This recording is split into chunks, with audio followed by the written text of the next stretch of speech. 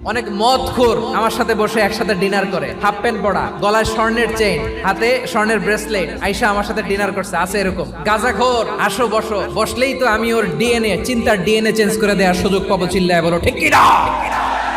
আমার অনেক হিন্দু পরিচিত ভাই আছে, ওরা আমাদের ইফতারির প্রোগ্রামে এসে একসাথে ইফতারি করে। বিশ্বনবী ইহুদির বাড়িতে গেলেন, আর আমার মুসলমান ভাই আমার কাফের বলে। এরকম আছে না নাই?